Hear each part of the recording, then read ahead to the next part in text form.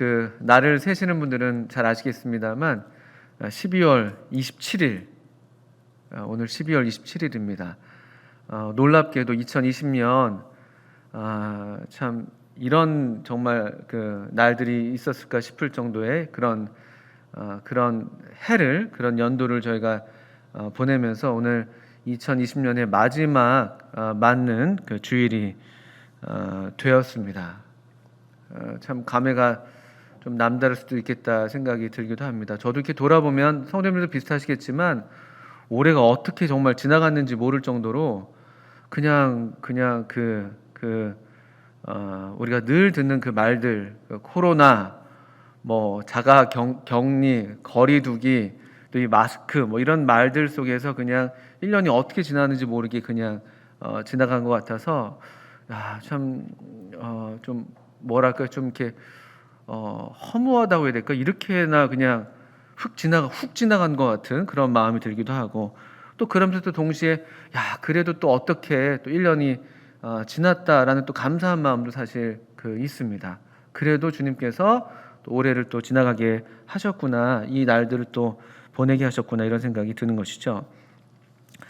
얼마 전에 제 지인 중에 한 분이 저한테 문안을 해오시면서 이렇게 이제 보내오셨어요. 날씨가 추워졌습니다. 어찌 지내시는지 안부 인사드립니다. 1년에 한 번 정도씩 인사를 주고받는 사이인데요. 그러면서 하시는 말씀이 한 해를 살아내는 것만으로도 잘한 것 같습니다. 이런 말을 했습니다. 제가 이 말이 참 마음에 와닿더라고요. 한 해를 살아내는 것만으로도 잘한 것 같다. 이것도 참 주님의 은혜다. 이렇게 얘기를 하시는데 제 마음에 참 이렇게 아멘으로 화답이 됐습니다. 어떻든 우리 성도님들 이 1월 달에 이 발발한 코로나 사태죠. 코로나가 1월 달에 저희들이 알려졌었는데, 제가 알기로 1월 20일인가요? 이제 그렇게 처음 우리나라에 발병 보고가 됐었고, 그리고 이제 이렇게 12월 27일까지 지내오시면서 이 한 해를 또 이렇게 살아내게 하신 주님의 은혜를 함께 기억하시면서 감사를 드리셔도 좋겠다 생각이 듭니다. 그 교보 빌딩이에요. 그 광화문에도 있고 강남에도 있는 것을 제가 강남에 있는 걸 제가 최근에 알았는데요. 어제 제가 이렇게 볼 일이 있어서 이제 교회로 오다가 강남에 내려서 이제 또 교회로 오는 그런 버스를 기다리는데 거기 교보 빌딩이 크게 있더라고요. 거기에도 이제 아시겠지만 이렇게 때마다 이렇게 교보 빌딩에는 그렇게 시민들에게 위로가 되는 그런 문구를 이렇게 올려놓고 있는데요. 어제 제가 이렇게 고개를 들어서 간판을 봤더니 이런 글귀가 적혀 있었는데 참 좋은 말이어서 제가 적어놨습니다. 살아온 기적이 살아갈 기적이 된다고, 사노라면 많은 기쁨이 있다고. 김종삼 시인이란 분의 어부라는 시의 한 구절이라고 해서 적혀 있었습니다. 살아온 기적이 또 살아갈 기적이 된다. 또 사노라면 또 많은 기쁨이 있다. 이렇게 속삭이고 있다고 저 배가 그렇게 얘기를 하는 그런 구절이었는데, 우리로 이렇게 살아오게 하신 하나님의 은혜, 또 이것도 기적이죠. 이것이 또 다가올 새해에도 여전히 살아갈 수 있는 힘이 되어주시고, 또 우리 이런 어려움 중에도 또 크고 작은 또 기쁨들을 우리에게 허락하시리라고 믿습니다. 성도님들 함께 이사야서 6장 말씀을 같이 펴주시면 감사하겠습니다. 우리가 성경 이사야를 교회적으로 같이 읽고 있습니다. 우리 예배 시간에도 또 이렇게 이 이사야서의 말씀들을 함께 나누시면서 주님을 기억하고 예배를 드렸는데요. 오늘 저는 이사야서 6장에서 좀 우리에게 주시는 또 제게 주신 교훈을 또 함께 나누기를 원합니다. 이사야 6장 1절부터 8절까지 한번 읽어보도록 하겠습니다. 이사야 6장 1절부터 8절 다 찾으신 줄 알고 함께 제가 읽어보겠습니다. 우시야 왕이 죽던 해에 내가 본즉 주께서 높이 들린 보좌에 앉으셨는데 그의 옷자락은 성전에 가득하였고 스랍들이 모시고 섰는데 각기 6날개가 있어 그 둘로는 자기의 얼굴을 가리었고 그 둘로는 자기의 발을 가리었고 그 둘로는 날며 서로 불러 이르되 거룩하다 거룩하다 거룩하다 만군의 여호와여, 그의 영광이 온 땅에 충만하도다 하더라. 이같이 화답하는 자의 소리로 말미암아 문지방에 터가 요동하며 성전의 연기가 충만한지라. 그때 내가 말하되 화로다 나여 망하게 되었도다. 나는 입술이 부정한 사람이요, 나는 입술이 부정한 백성 중에 거주하면서 만군의 여호와이신 왕을 배웠음이로다 하였더라. 그때 그 스랍 중에 하나가 부젓가락으로 제단에서 집은 바 핀 숯을 손에 가지고 내게로 날아와서 그것을 내 입술에 대며 이르되 보라, 이것이 내 입에 닿았으니 내 악이 제하여졌고 내 죄가 사하여졌느니라 하더라. 내가 또 주의 목소리를 들으니 주께서 이르시되 내가 누구를 보내며 누가 우리를 위하여 갈꼬 하시니 그때 내가 이르되 내가 여기 있나이다, 나를 보내소서 하였더니. 우리 13절까지가 물론 6장 전체지만 일단 8절까지만 먼저 읽었습니다. 이사야서 6장은 글쎄요, 이사야를 하나님께서 부르시는 어쨌든 그 장면으로 그 소명을 입은 그런 장면이 기록되어 있습니다. 이것이 최초에 이사야를 처음 부르신 그 장면인지 아니면은 또 이후에 그 처음 주님께서 부르셨다가 또 좀 특별하게 더 부르심을 확인하는 장면인지 정확히 알 수는 없습니다.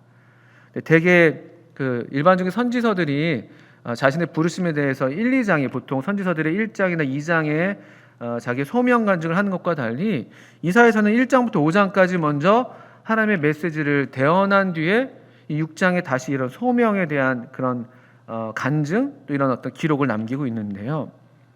근데 이 하나님께서 이사야를 부르시는 장면이 좀 남다릅니다. 먼저 배경이 되는 그런 시대가 나타나 있죠. 6장 1절을 보시면 언제 그 이사야를 부르셨는가, 이 장면에서 특별히 보신 대로 우시야라는 왕이 죽던 해였습니다. 우시야 왕이 죽던 해. 이런 그 사실 이사야는 이제 4대에 걸친 왕들을 이렇게 그 섬겼다고 할까요? 그 왕들의 시대를 거치면서 하나님께서 맡기신 일을 이렇게 감당했었는데요. 그 우시야 왕이 죽던 해에 그가 부르심을 입었다고 되어 있습니다. 그 한번 생각해 보게 됩니다. 그 우시야 왕이 죽던 해. 그리고 보니까 이사야는 여기 지금 성전에 가 있는 것 같죠. 왜냐하면요, 이사야가 본 지금 장면이 주께서 높이 들린 보좌에 앉아 계시고 그의 옷자락이 성전에 가득했다, 이렇게 표현하고 있습니다. 또 4절에서도 문지방에 터가 요동하고 성전의 연기가 충만하다, 이렇게 되어 있습니다. 그러니까 왜 우시야 왕이 죽던 해에 이사야는 성전에 가 있었을까? 물론 그 죽던 날 그 자체는 아니었겠습니다만 우시야 왕이 죽던 해에 성전에 가 있었던 이사야, 어떤 마음으로 이사야는 성전에 가 있었을까? 또 성전이라는 곳이 그 하나님의 집이라고 불리는, 하나님의 전이라고 불리는 바로 그곳 아닙니까? 하나님께서 이스라엘 백성 가운데 자리를 두시고 그들과 만나시겠다고 약속하신 하나님의 임재가 약속되는 바로 그곳 아닙니까? 우시야 왕이 죽던 해에 이 이사야는 하나님의 성전에 가 있는 모습을 보게 되는 것이죠. 그 심정을 좀 한번 생각해 보게 됩니다. 그 성경 역대하, 우시야 왕에 대한 기록은 성경 역대하에 자세히 나와 있는데요. 우시야 왕은 어떤 왕이었는가 보니까 일단 퀴즈인데요. 좋은 왕이었을까요? 안 좋은 왕이었을까요? 우시야 왕. 대체로 좋은 왕입니다. 대체로 좋은 왕. 한번 우리 역대하 그 26장을 한번 가서 잠깐 좀 보시겠습니까? 역대 26장 1절부터 보시면 유다 왕 우시야에 대한 기록이 좀 자세히 나와 있습니다. 역대기는 어떤 그 성경학자는 하나님의 일기장이다, 이렇게도 표현했는데요. 하나님께서 당신께서 세우신 왕들의 이야기를 이렇게 꼼꼼하게 기록을 하셨죠.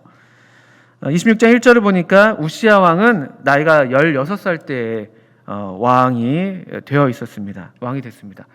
16살에 그 왕이, 우리 지금으로 말하면 우리 지금 고등학교 뭐 1학년쯤 되는 학생이 이제 왕이 된 것이죠. 물론 옛날에 이런 경우가 많이 있었습니다만 어린 나이에 왕이 되었고요.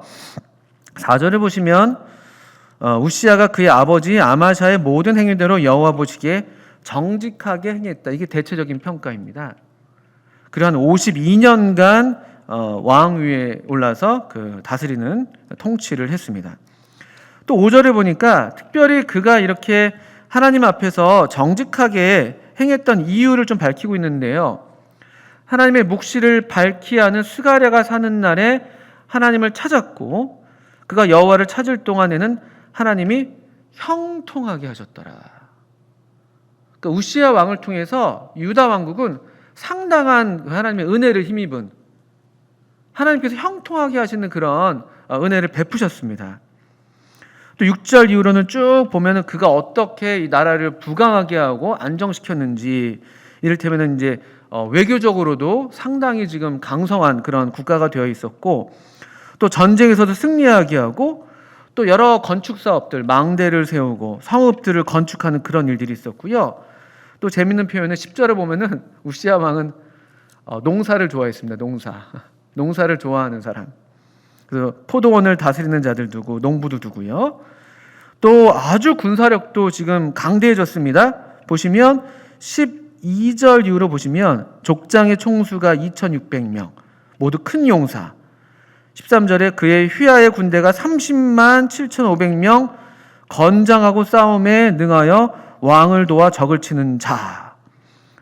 또 15절에 예루살렘에서 재주 있는 사람들에게 무기를 고안하게 하며 망대와 성곽위에 두어, 이렇게 하면서 아주 군사력도 지금, 그러니까 유다 왕국에서 사실은 이만큼 또 그 솔로몬 이후에 이만큼 강대했던 나라가 있을까 정도로 상당한 지금 그 성군이죠, 성군.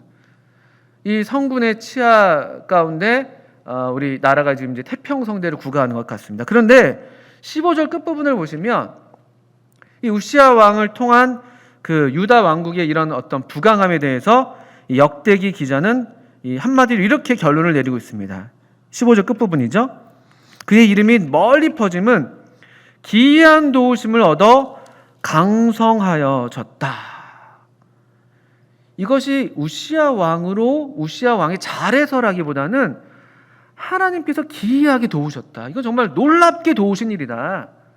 유다 왕국이 이렇게 강성해지기가 그냥 일반적으로는 쉽지가 않은 일인데, 그 작은 나라가 그 특별한 게 있다고. 그리고 이미 상당히 좀 이미 흥망성쇠를 겪어가면서 좀 이렇게 하락세를 지금 지나가고 있는 때였는데, 이때는 아주 놀랍게 하나님께서 그를 도우셨다. 또 유다 왕국을 도우셨다고 기록을 하고 있는 것이죠. 그러니까 이런 아주 이 우시야 왕의 통치 가운데 이 이사야를 비롯한 이 유다 백성들은 주님의 은혜를 풍성하게 누리고 그러고 있었습니다. 근데 16절 이후에 대개 모든 그 왕들이 이런 오점을 갖고 있는데요. 이게 또 우리의 약점이 되는데, 우시야 왕이 그가 강성하여짐에 그의 마음이 교만하여졌다고 기록이 되어 있습니다. 그래서 그가 어떤 일을 했나 보니까 자기가 제사장 노릇까지 하겠다. 하나님께서 이렇게 나를 기뻐하시고 나를 도우시는데 내가 못할 게 뭐 있어? 내가 이 제사장, 하나님께 제사를 올리는 이런 종교적인 어떤 그 지도력까지도 내가 갖는 게 뭐 문제가 있겠어? 하나님이 나를 이렇게 기뻐하시는데, 이런 마음이 들었는지 그가 제사장만이 해야만 할 수 있는 분양하는 일을 자기가 하려고 했습니다. 그래서 이 제사장 아사랴, 또 다른 용맹한 제사장 80명과 더불어서 얼른 가가지고 이 우시야 왕을 이렇게 책망합니다. 이것은 왕이 하실 일이 아닙니다. 왕이 범죄했기 때문에 하나님 여호와께서 영광을 얻지 못하실 겁니다라고 이렇게 막 책망을 해요. 19절에 보시면 우시야가 얼마나 마음이 교만해 있는지 그 책망을 받지를 못해요. 하나님의 사람 제사장들의 책망을 받지 못하고 오히려 19절에 여전히 분향하려 하면서 화를 그냥 버럭 내는 것이죠. 어디 감히 이 하나님의 기이한 도우심을 입은 지금 내 덕분에 한 3, 40년간 우리나라가 이렇게 태평성대를 누리고 있는데 내 지금 치적을 알지 못해? 내가 어떻게 우리나라를 부강했는지 알지 못해? 그런데 감히 어디 제사장 따위가 이런 마음이었을까요? 하면서 화를 버럭 냅니다. 근데 그때 하나님께서 이 교만한 우시야를 치시죠. 그 이마에 이 문둥병, 나병이 나게 합니다. 아주 이스라엘 우리 아시는 대로 그 결례에 따르면 가장 치명적인 질병이죠. 그 이스라엘 백성, 그 하나님의 백성에서 떨어져 나가야만 되는 그런 어떤 아주 극심한 중병을 얻게 되고요. 이 나병이 생겨가지고요. 이 성전에, 이 거룩한 성전에 이 부정한 나병 환자가 있을 수가 없잖아요. 그래서 급하게 그냥 왕의 체면이나 이런 것들 생각하지도 못하고 급하게 그냥 왕을 쫓아냅니다. 하나님께서 치신 것이죠. 그리고 우시야 왕이 죽는 날까지 나병 환자가 되었다. 21절에 보니까요. 읽어보겠습니다. 우시야 왕이 죽는 날까지 나병 환자가 되었고 나병 환자가 되매 여호와의 전에서 끊어져 별궁에 살았으므로 그의 아들 요담이 왕궁을 관리하며 백성을 다스렸더라. 그가 그토록 사모했던 여호와의 전에서 그가 제사장, 자기가 어떤 종교적인 일까지 책임지면서 그렇게 열망했었던, 원했었던 그 여호와의 전에서 도리어 끊어지게 되는 별궁에서 한 8년 정도 그렇게 죽기까지 한 8년 정도 시간이 갔다고 합니다. 그 우시야가 이렇게 죽었던 해입니다. 이사야가 그리고 바로 그 성전에 지금 가 있는 것이죠. 어떤 마음이었을까요? 우시야 왕을 생각하면서 여기 있었던 것일까요? 저는 그럴 수 있다고 생각합니다. 그 성군 우시야 왕이 가고 나서 물론 그 아들 요담이 이어서 그 섭정 아닌 섭정을 이제 하긴 했습니다만 과연 이것이 어떻게 될 것인가? 이 우시야 왕 다음에 우리나라는 어떻게 될 것인가? 이런 질문들을 안고 있었을까요? 또는 그가 모셨던 그 우시야 왕의 이런 결말을 보면서 그 자신이 이렇게 허무감에 빠지고 또 좌절하고 있었던 건 아니었을까? 이토록 이 인간은 나약한 것인가? 도대체 우리 이 나라에 과연 이 선한 왕이 또 일어날 것인가? 이런 어떤 좌절 속에서 씨름하고 있었던 것은 아닐까? 이런 질문들을 해보게 됩니다. 또 그토록 우시야 왕이 원했던 그 분향하는 일, 과연 이 거룩한 이 성전, 하나님의 거룩함은 과연 무엇일까? 또 이것에 대해서 깊이 묵상하면서 그 자리에 있었던 것은 아닐까 싶기도 하고요. 이 성전에서 이 이사야가 아마도 간절한 마음으로 또 씨름하는 마음으로 또 이런 질문들 가운데 그가 기도하고 있지는 않았을까요? 거룩함에 대해서, 이 나라에 대해서, 하나님의 영광에 대해서, 또 인간에 대한 실망과 좌절 가운데에서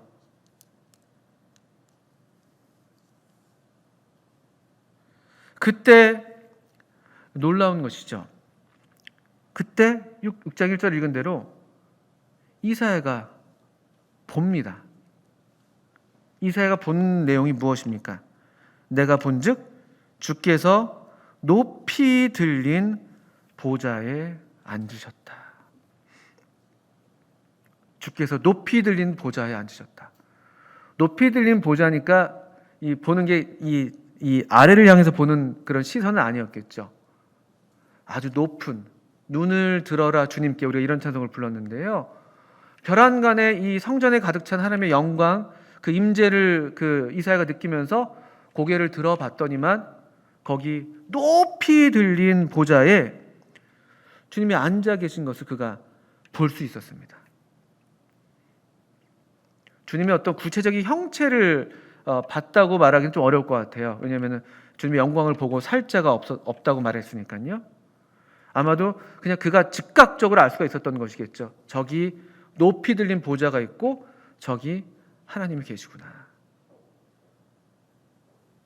그의 옷자락은 성전에 가득하다라고 얘기합니다.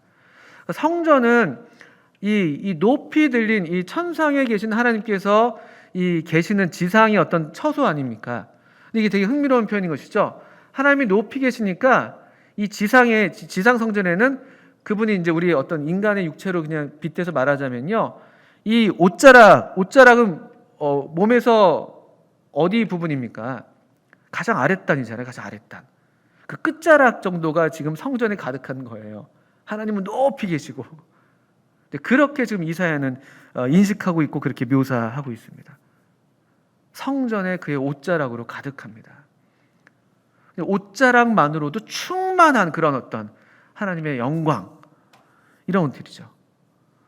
또 놀랍게 이런 천상세계의 비전이 그에게 열려서 지금 보이는 것이잖아요. 천사들을 그가 직접 목격하게 됩니다. 스랍이라고 불리는 천사들이죠. 스랍들이 모시고 서 있는 장면. 그들이 정말 이 신비한 그런 존재들이잖아요. 지금 6날개가 있습니다. 근데 2날개로는 얼굴을 가리고요. 또 2날개로는 발을 가리고 2날개로는 이제 날고 있는, 그러니까 천상적인 존재인 것이죠. 땅에 닿아 있지 않은. 그런데 이 하나님의 영광이 얼마나 놀라운지, 또 하나님의 영광에 비춰보면 그 무죄하고 순전한 또 순결한 천사를 할지라도 이 자기의 발을 가릴 정도로 영광스럽고 거룩한 그 하나님을 뵈면서 3절에 이 천사들이 찬송을 하는 것이죠. 거룩하다 거룩하다 거룩하다 만군의 여호와여, 그의 영광이 온 땅에 충만하도다 하더라. 그 이사야가 본 것은 인간 세계의 이 우시아 왕, 인간 세계의 이 성군 지도자는 간다 할지라도 또 여전히 하나님께서 하나님의 보좌에 앉아 계시다는 것이죠. 여전히 하나님은 이 역사를, 또 온 세계를 당신의 뜻대로 이루실 충분한 능력이 있으신 만군의 여호와이시다. 모든 왕 중에 왕이시다. 모든 주들 중에 주이시다. 이런 지금 천사들의 이 찬송 소리에 그가 얼마나 마음에서 화답이 됐겠습니까? 또 이 능한 천사들을 임의로 부리실 수 있는 그런 전능하신 왕, 그러니까 그분의 이름은 합당해요. 여기서 만군의 여호와인 것이죠. 만군의 여호와. 우리가 전에 하나님의 이름을 배웠었는데요. 만군의 여호와. 만군의 여호와라는 그 호칭에는 그분의 통치, 그분의 나라, 그분의 어떤 권세, 이와 같은 개념이 지금 포함이 되어 있는 것이거든요. 우시아 왕 갑니다.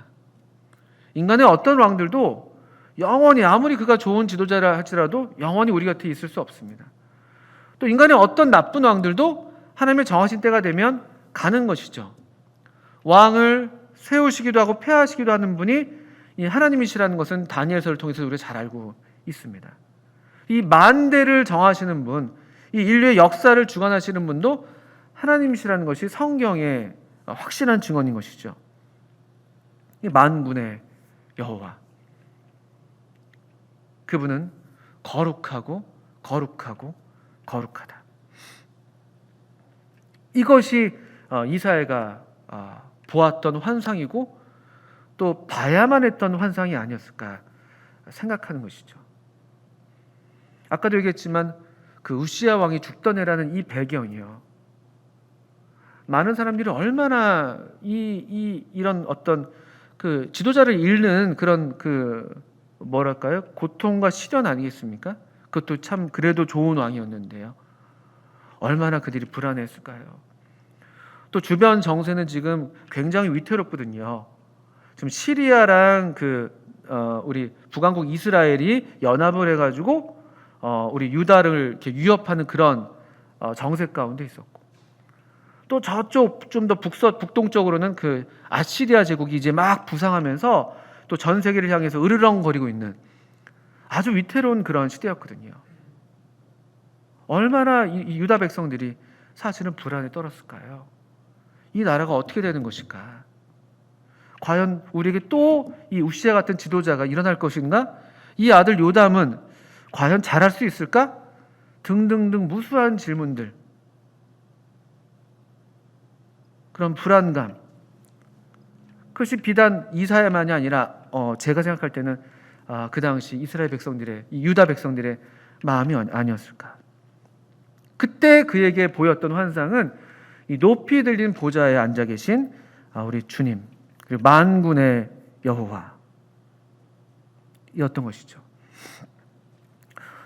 5절을 보시면 이런 영광을 뵙고 이 이사야가 이제 자기를 인식하면서 이렇게 고백을 합니다. 그때 내가 말하되 화로 다 나여 망하게 되었도다. 나는 입술이 부정한 사람이요 나는 입술이 부정한 백성 중에 거주하면서 만군의 여호와이신 왕을 배웠음이로다 하였더라. 여기 확실하게 이사야가 다시 한번 확인하고 있죠. 내가 지금 뵌 이분이 누군가?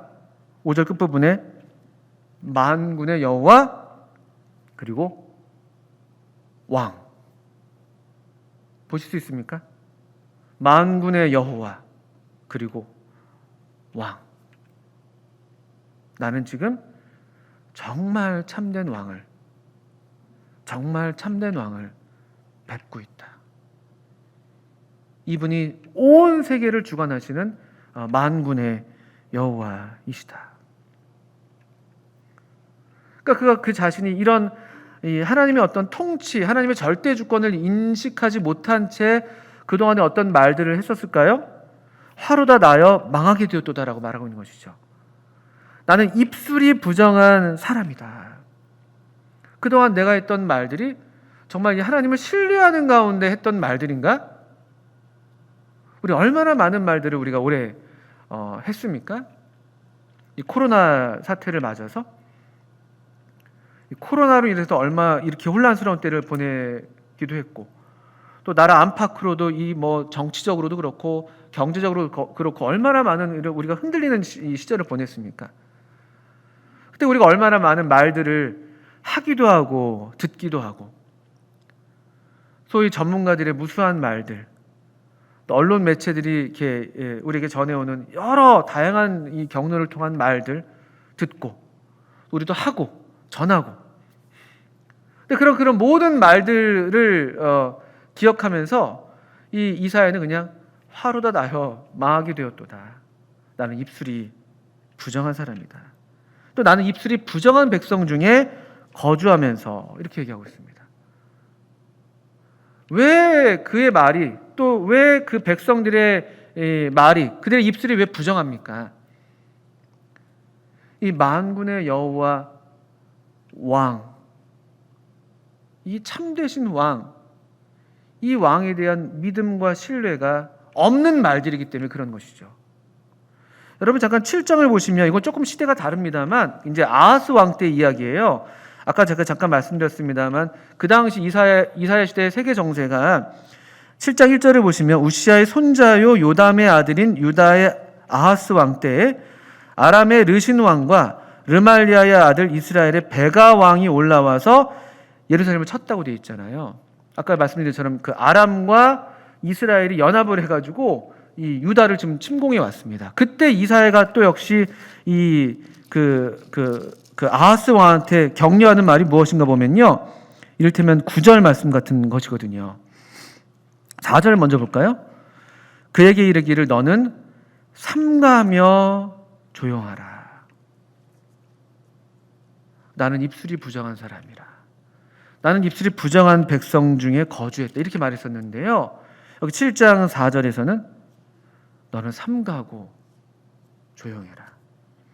또 7장 9절에 에브라임의 머리는 사마리아요 사마리아의 머리는 르말리아의 아들이니 만일 너희가 굳게 믿지 아니하면 너희가 굳게 서지 못하리라 하시니라. 이 믿음에 대한 얘기를 하는 거예요. 이 흔들리는 정세 속에서 어떡하지? 우리가 지금 큰일 났는데? 그러면서 막 우왕좌왕하면서 이 말 저 말 하면서 이렇게 인간의 지혜를 모으는 그런 수준으로서는 이게 해결될 수 없는 일들이라는 것이죠. 우리가 지나오는 날들도 그와 비슷한 것이죠. 우리가 어떻게 할 수가 없습니다. 우리의 말들, 우리의 어떤 그냥 이런저런 떠드는 소리들로서는요, 안 돼요. 다만 오히려 우리도 삼가고 조용하면서 굳세게 우리 하나님을 믿는 믿음이 아니고서는 굳게 서지 못할 그런 흔들리는 시대를 우리가 살고 있는 것이거든요. 왕이 막 일어서기도 하고 쓰러지기도 하고 나라가 생기기도 하고 나라가 망하기도 하는 이 위태로운 날들을 보내고 있는 것이거든요. 그리고 불과 이 우시야 왕이 죽던 해가 BC 739년입니다.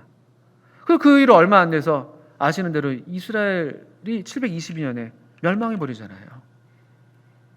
아주 위태로운 그런 요동하는 그런 시대 가운데 이사야가 있었던 것입니다. 그 전조가 이미 있었고,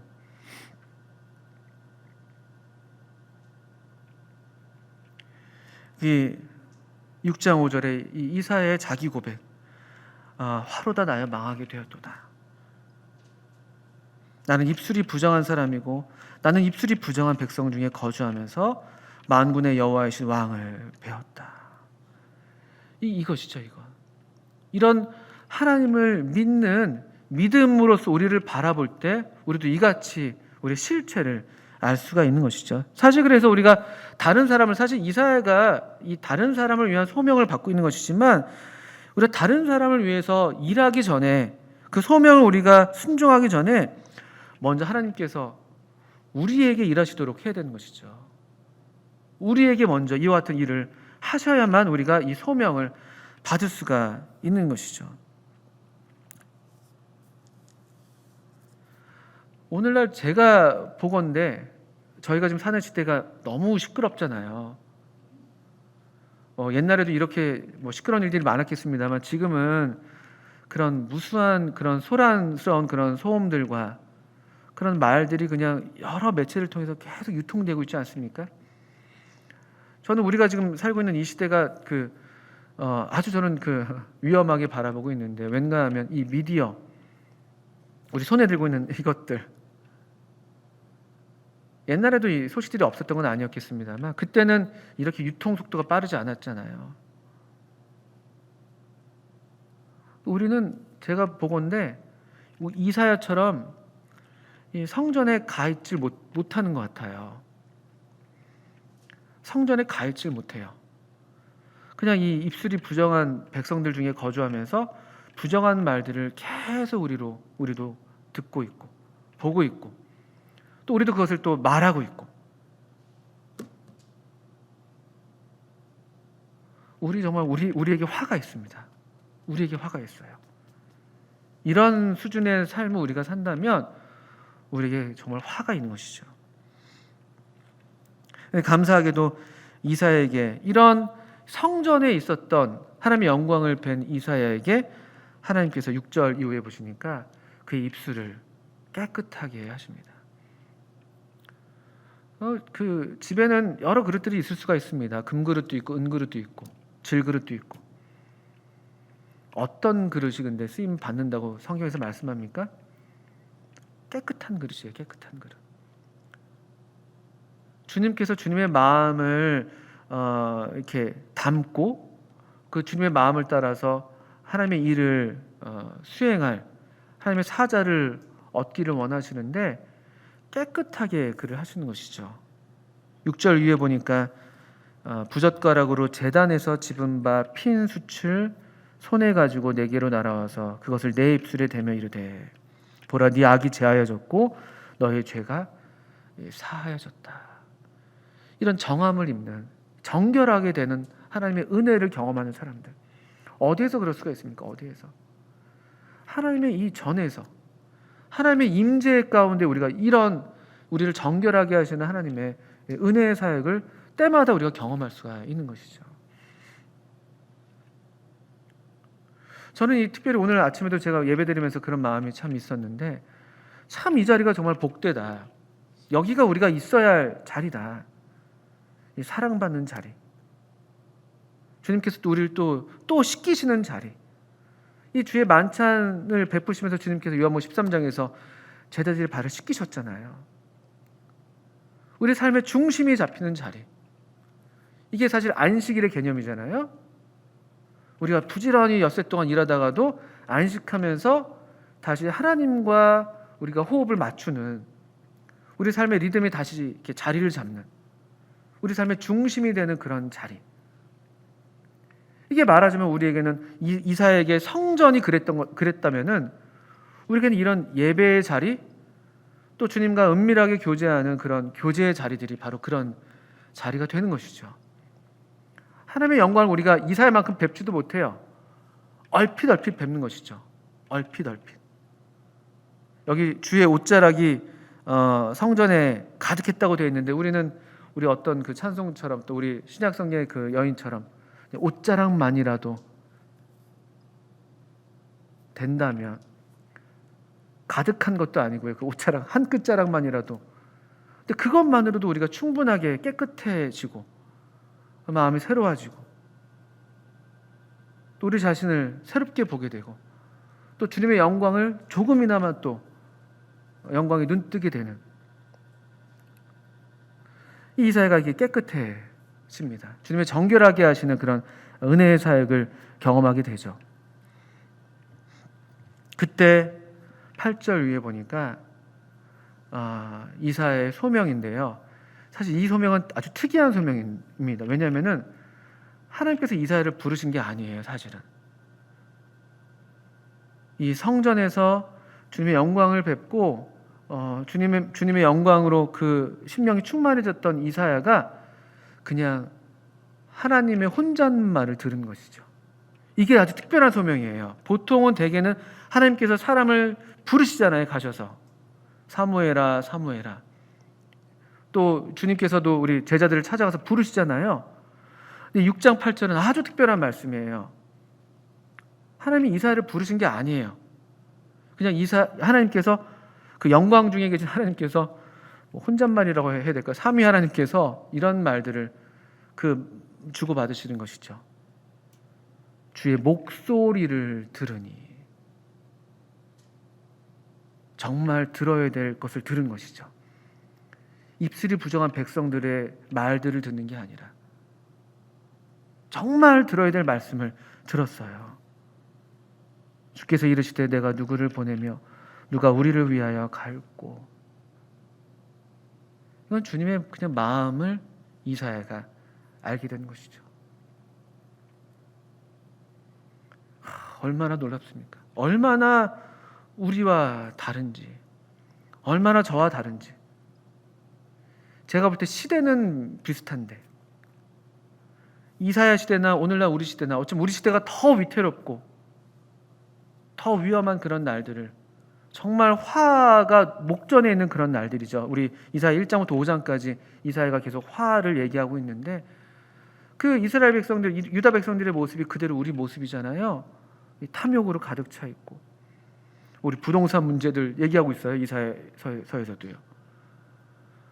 또 하나님에 대해서 불경건한 것들, 아까 우리 그 악을 선하다고 하는 공의가 무너져 있는 그런 일들, 또 지도자가 없는 문제들, 그래서 이 젊은 애들을 막 세워다가 우리의 지도자를 해달라고 막 얘기하는 그런 문제들 막 등등등, 얼마나 우리들의 모습과 닮아 있습니까? 그러니까 시대는 어쩌면 우리가 더 위태로운, 우시야 왕이 죽던 해 그 이상의 해를 우리가 보내고 있는데, 과연 나는 어디에 있는가? 이 넓은 광장으로 나가서 그 무수한 말들 한가운데, 이 미디어의 광장, 그 가운데 서서 이 말 저 말 들으면서 오히려 표류하고 있는 건 아닌가? 숱한 염려와 두려움으로 잘못된 선택을, 도울림이 없는 인생을 의지하는 그런 선택들을 하고 있는 건 아닌가? 아니면 조용히 한 발짝 물러서서 왕 앞에서 급하게 물러나지 않고 그 주님의 임재를 갈망하면서 그 자리로 나아가고 있는가? 그래서 마땅히 봐야 할 것을 보고 있고 마땅히 들어야 할 것을 듣고 있는가? 그런 커다란 문제 앞에 우리가 있다고 생각이 듭니다. 이런 연말이 되면 저는 우리가 이렇게 좀 조용한 시간을 갖기에 더없이 좋은 때라고 생각이 됩니다. 물론 여러 또 연말 연시 모임들, 코로나 때문에 이번에 좀 다르겠습니다만, 어쩌면 또 되게 분주한 날들이죠, 사실은요. 그렇지만 이런 때일수록 더 우리가 한 발짝 뒤로 물러서서 주님의 말씀 앞으로 나아가는, 그냥 남들이 다 나간다고 뛰쳐나가는 게 아니라 또 그냥 적당하게 그냥 어떤 그냥 우리의 무사 태평하고 안일한 그런 밀실 속으로 숨어 들어가서 그냥 우리를 그냥 나태하게 놓는 게 아니라 성경 신약 속에서 말하는 그런 골방, 그게 이사야서의 이 성전 아니겠습니까? 하나님의 영광을 뵀던 그 골방으로 찾아 들어가서 다시 조용히 우리에게 말씀하시는, 그러나 확실하게 말씀하시는 그 주님의 마음, 또 주님의 영광을 우리가 회복해야 될 때가 아닌가, 이런 생각을 하게 됩니다. 다가올 날들을 계획하시겠습니다만 누가복음 12장의 어리석은 부자는 그가 재물은 많았을지언정 하나님에 대해서는 부여하지 못하다는 평가를 받았습니다. 그래서 그가 경영했던 그 계획이 허사로 돌아가는 것이죠. 그 창고를 짓고 여러 날 동안 내 영혼아 먹고 즐기자 했지만 아무 그 무의로 돌아간 것밖에 되지 않았습니다. 왜냐하면 그의 생각에는 하나님이 없었으니까. 하나님에 대해서 부여하지 못했다고 말하고 있습니다. 우리 성도님들이 이런 때를 맞아서 성소에 들어갈 때야 내가 깨달았다. 시편 13편에서도 그런 말씀 있지 않습니까? 그냥 있어서는 우리가 깨달을 수가 없습니다. 그냥 우리가 보여지는 대로 보고 들려지는 대로 들어서는요, 우리가 마땅히 정말 중심을 잡을 선명한 비전을 얻을 수가 없습니다. 성소에 들어갈 때야 깨달을 수가 있는 것입니다. 우리가 다른 면에서 좀 덜 부유하다 할지라도 하나님을 믿는 믿음에 대해서는 부유해야 되지 않겠습니까? 시편 119편의 기자는 내가 주의 법도를 준행한 것으로 내 소유를 삼았다고 말씀했습니다. 이런 소유가 우리가 더 풍성해야 되는 그런 때가 아니겠습니까? 그럴 때 우리에게 이 소유, 우리가 가진 이 소유, 또 이 하나님을 믿는 믿음으로 말미암아서 얻게 된 하나님의 부르심을 따라서 그때서야 우리가 가서 하나님께서 우리에게 맡기신 일들을 할 수가 있는 것이죠. 근데 그 일들은 사실은 쉬운 일은 아닙니다. 사실 9절부터 13절까지 이 이사야의 사명이 나타나고 있는데 반대가 예상되는, 언제든지 우리 신앙은, 이 그리스도를 믿는 신앙은 환영받는 시절은 한 번도 없었어요. 근데 여전히 우리 시대는 더 반대를 맞닥뜨리게 될 그런 시대가 되겠습니다만, 그러나 그 사명을 우리가 다시 안고 가는 것이죠. 거룩한 씨가 그루터기가 되는, 여전히 황폐해지고 여전히 그 배임을 당하고 그런 어떤 그 황폐한 날들이 계속 된다 할지라도 하나님의 정하신 때가 있을 것이고, 그때까지 우리 이 거룩한 씨를 품고 있는 이 남은 자들, 이 하나님의 성소에서 하나님의 말씀을 듣고 하나님의 비전을 얻은 사람들만이 감당할 수 있는 사명이 있는 것이죠. 그것이 우리 속에 있는 거룩한 씨, 우리 안에 있는 소망, 우리 안에 계신 그리스도, 그 거룩한 씨가 이 땅의 그루터기가 되어서 황폐한 시대에 여전히 하나님의 이 말씀이, 우리 주님의 영광이 증거되는 그런 일들이 계속 되는 것이죠. 이 어두운 전망, 앞뒤를 봐도 어디를 봐도 우리가 참 밝은 빛을 보기가 어렵습니다. 근데 전망이 어두울 땐 위를 바라보라는 그런 말이 있습니다. 이 어두운 전망 가운데 우리 더욱 이 높이 들린 보좌에 앉아 계신 만군의 여호와 우리 왕, 그분을 뵙는 우리 모두가 되기를 바랍니다.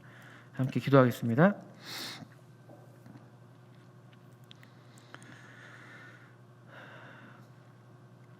하나님 아버지, 참 올 한 해 참 신실하신 주님의 은혜를 힘입어서 저희들이 오늘을 또 맞게 해주셔서 참 감사를 드립니다.